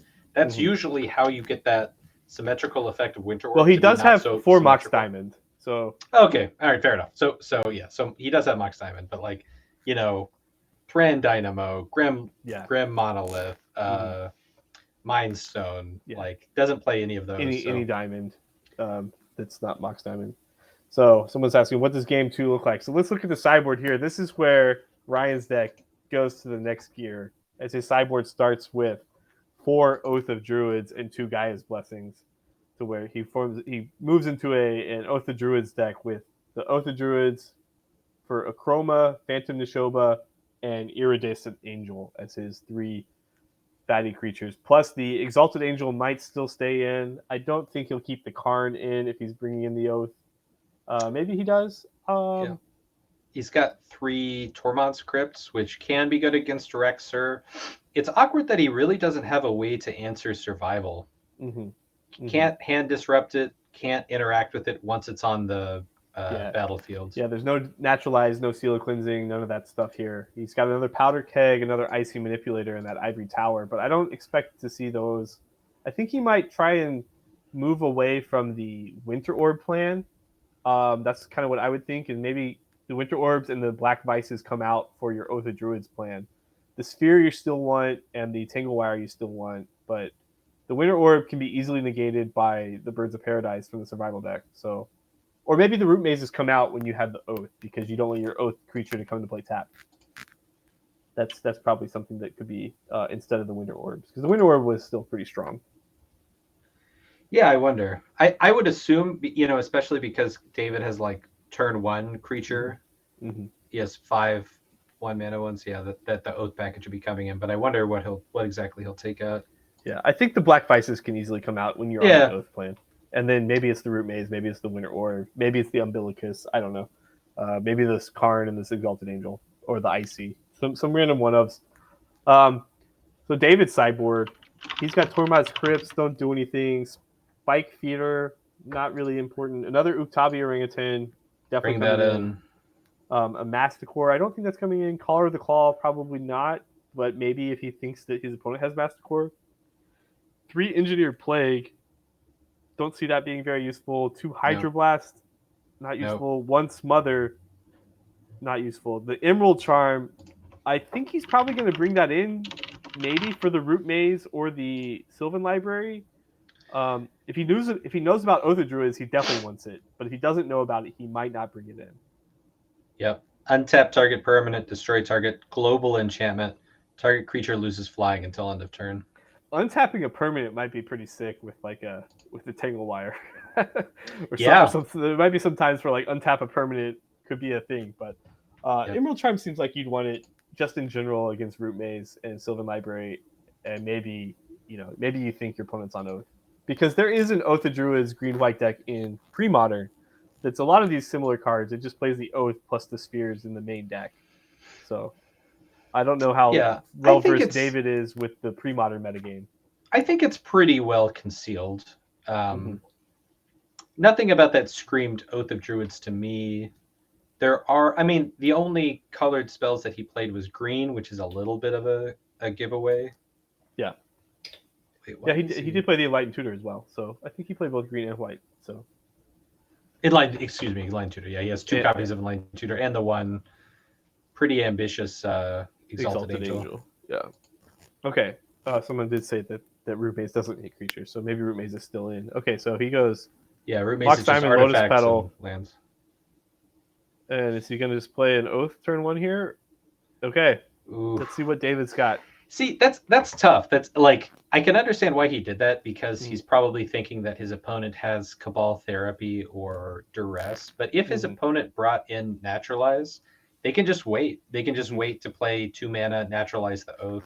You kind of want to wait for the Oath. Like, you want to hook your opponent into playing a creature and then surprise them with Oath. But it's difficult with this Rexer deck, which is very likely playing Duress and or Cabal Therapy. Yeah, I agree, because now David could just go until he finds Survival, play Survival, find the Monk Realist, and he's out of it.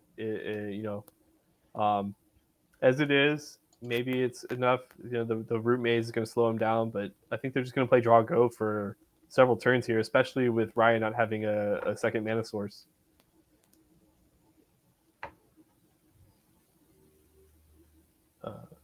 Core Haven. That's a spicy card. Yeah. Yeah, Core Haven. Core Haven, another interesting card. So Rashadan Port, Mishra's Factory, Core Haven, all of these cards do not play well with Winter Orb. Mm-hmm. But maybe it's like you only need those cards in a board state where Winter Orb has not hit the battlefield yet. Yeah, it's also a thing where there's some interesting ways you could build a prison deck, where I've always thought about Winter Orb plus Propaganda to kind of stop it, and then if you also had that, you could maybe tinker for Mishra's Helix. Sure. So I think there's other ways you could build your prison deck that aren't green white. But Root Maze is really cheap and really effective. So yeah, I have a mono blue prison deck that I like a lot. That's like the like Tinker whatever plays. Yeah, Winter I can actually Orb, see making a green blue version here. Now that you got Root Maze and you have the Oath of Druids package in the board, you just don't have the Enlightened Tutor. Oh yeah, true. That's worth thinking about. Okay, second Oath of Druids. So that makes it a lot harder for David to get out of this. He would have to find his Emerald Charm if he has it, or find a way to cast the Monk Realist twice in a turn with his Recurring Nightmare. So that's going to be a lot of mana that he would need to avoid getting Oath. So maybe his plan now is to just play his Acroma. If he can get his Acroma into play, that might be enough, depending on what Ryan Oath's up. So, yeah. It's interesting how Ryan is playing this. I mean, he's like, so if you can get Oaths to stick after they played a creature, then you've got them, so long as they don't have a follow-up Naturalize. Mm-hmm.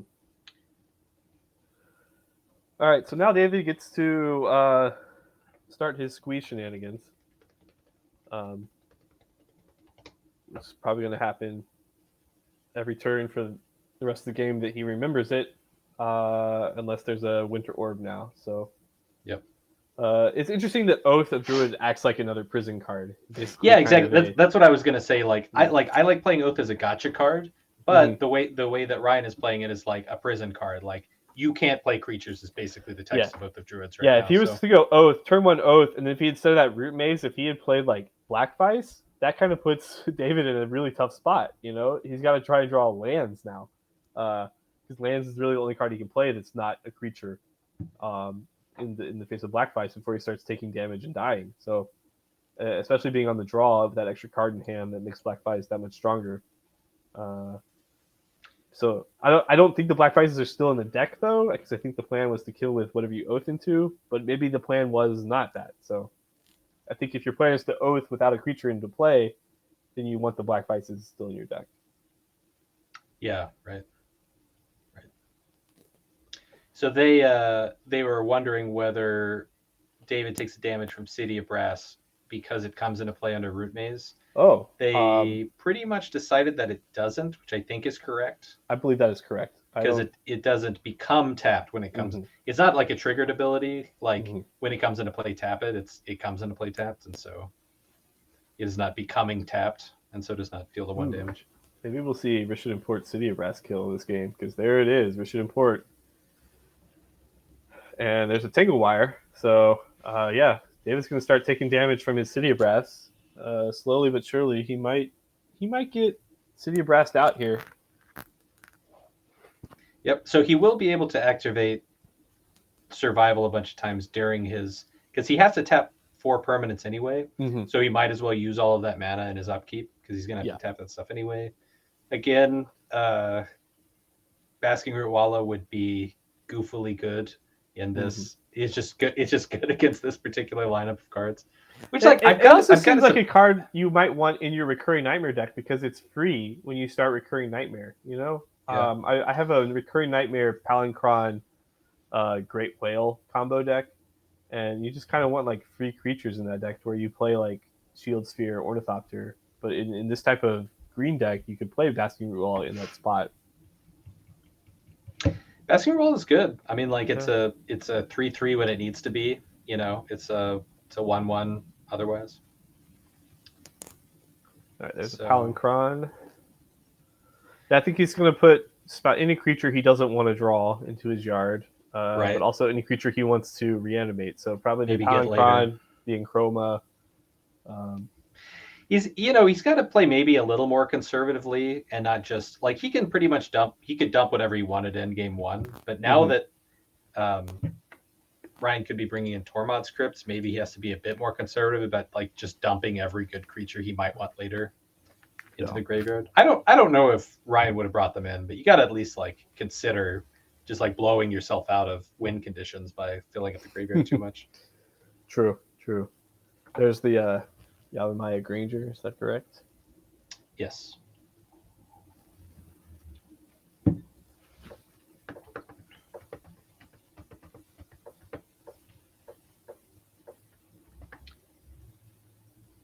And the Chroma. David's taking a little bit of damage here from tapping the City of Brass and the Llanowar Wastes to start filling up his graveyard. Yeah, the City of Brass is going to deal him damage regardless, but the Llanowar Waste he doesn't have to do. So there's the Monk Realist. So I don't think there's a good way to somehow... Well, I'm trying to think, because if he has the Bone Shredder in his deck, is there a way? Or the Spike Feeder, maybe there's a way he can Monk Realist and then Recurring Nightmare it away for something he can immediately kill. So if you... And then not trigger the other Oath, and then the next turn follow it up. But it requires a lot of mana, so...